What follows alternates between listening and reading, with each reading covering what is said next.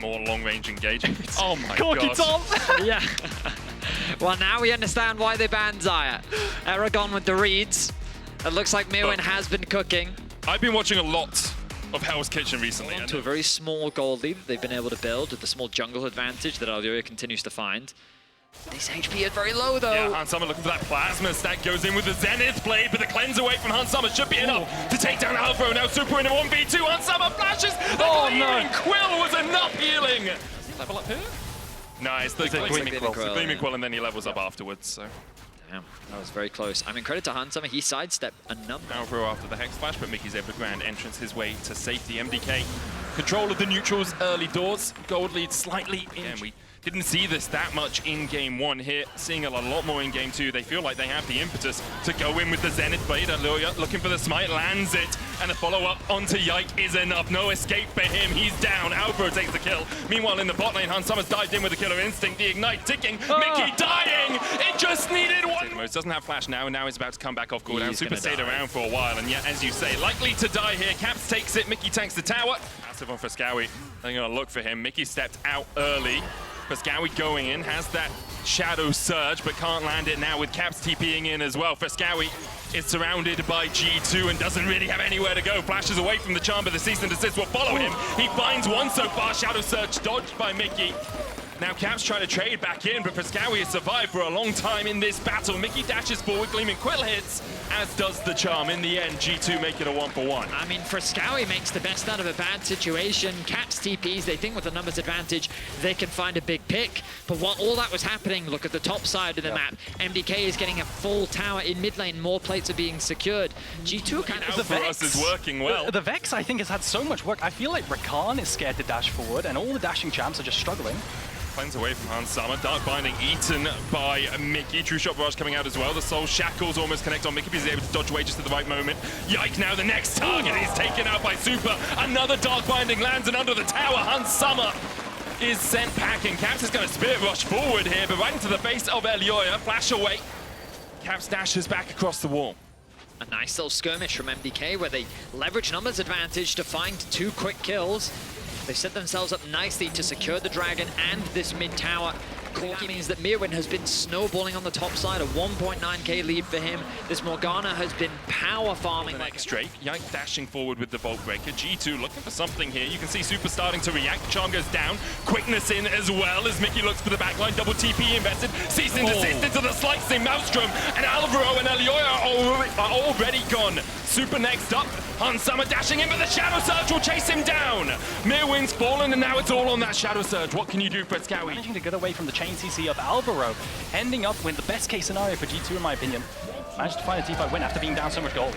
Else on the map, Broken Blade will have some time with the tier 2 in that bot lane, but I mean, although Ken and you have to engage and find these angles through the Black Shield and through the Vex, and if you don't find them, you're just going to automatically lose by default. So it's on G2 here to find these engages with these flanks, potentially with a Kennen flank or something like this. Well, we talked about it in the draft, right? And now they're the ones putting constant pressure down onto G2, ultimately trying to play the map as much as possible and not give them that ability to find that shotgun engage. 2 more tier 2s to MDK. Caps getting a chunk of his HP as well.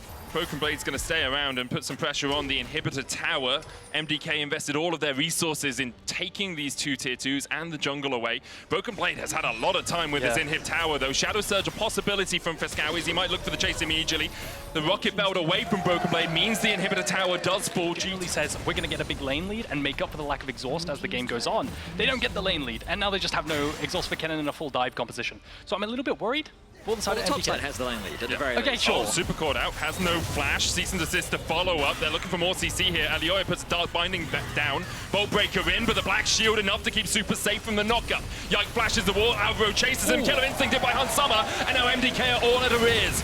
Alioya getting chased out, Caps going forward with the Spirit Rush, needs the charm, hits it. A double so far for Hans Summer in the fight. Alvaro trying to Zenith play it out, but I'm not sure the escape can be anything but a flash across the wall. He manages to escape in the end. Shadow Surge hits only Hans Summer. G2 find 2 in the top side. And we heard it from the interview. They have to play together. Frescowy didn't use his passive to knock Mickey back. I think he was flanked down in bot side, and they're giving up Soul Point for some tier 3 gold. So tier 1 gold.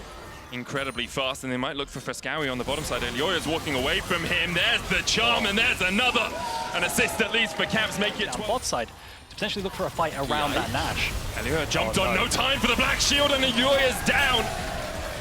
The charm coming out as well as Super's locked up. Solar Flare on the backline, Fear onto Mickey, but he's still half HP, and with the TP coming in, Mickey going back forward for Super once again. Broken Blade TP's in, Caps has a teleport of his own.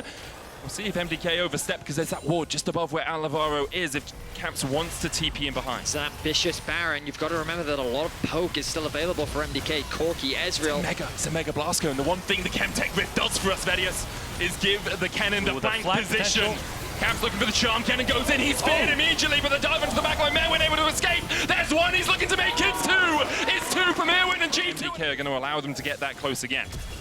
Oh, flash forward from Alvaro, looking for that shield of Daybreak. Dark Binding coming out as well. Broken Blade goes in with the blast of slicing Maelstrom. Is the follow-up there? A killer instinct! And it's a supernova of damage from G2. Caps diving forward, they'll find another fight. Still fighting against two here as Merwin falls as well. I said they wouldn't get close enough, but MDK delivered them on a golden platter. I mean, they tried to force a fight way too hard. Broken Blade this time could find the angle. He called it, Aragon. Merwin will have the Valkyrie, and Broken Blade only has half his health left. Counter TP coming out as G2 trying to run through the river to react. Broken Blade pops the slicing mountain. The charm on Friskawi as he came out of the TP was perfect, but Merwin's able to trade one back so far. Caps trying to get away. Merwin need another auto. The true jump barrage going wide. The Rocket doing the same. Meanwhile, on the top side, Alvaro goes in with the Solar Flare. Yoyo trying to get away, but he's already burned the Black Shield, and he's caught up in the cease and desist. And now G2 have got them in their claws. They found them in the pincer movement. Super and Merwin have a lot of damage between them, though. Merwin already level 18. Yike, able to dodge away from the Phosphorus Bomb, but it's just an auto from Merwin, enough to take him low. The Battle Dance not quite able to connect. And Merwin and Super are doing everything they can to keep MDK in this game. Caps is still around, but he doesn't have the HP to fight. What should have been a disastrous situation for MDK ends up pretty Super good. flashes! As Super gets himself a Calls them good, and now a TP comes through. Oh God, Broken Blade, you're right in the middle of the meat grinder. That TP was... Close the gold gap. I mean, it's been pretty close, a back and forth consistently throughout this game. But now the Soul MDK, their composition showcasing the strength of it once it reaches that late game point. I will say that last fight, they're looking to equalize this series. And when TPing in, G2 trying to find a way, find a flank perhaps, but MDK once again doing their due diligence. They've warded their flanks. It's going to be hard for Broken Blade to get in. He does have the Flash Vault Breaker from Yike back to the safety of the tower, but Caps already takes half his HP. Broken Blade will keep Friskawi at bay, takes half of his, but MDK have already broken the inhibitor line and broken the inhibitor alongside it. Double cannon minions pushing in. G2 trying to clear the wave, but they don't have too much wave clear. Friskawi forced away. Broken Blade has the flash, and the engage coming out from G2. Super stunned up. Shadow Surge blocked with the Zonyas, but the dive onto the backline from Hansama is purely a dive into death. Friskawi fears him immediately when he lands, and MDK find 4 in the fight. The Nexus Towers in their eyes, and they'll even out the series 1-1.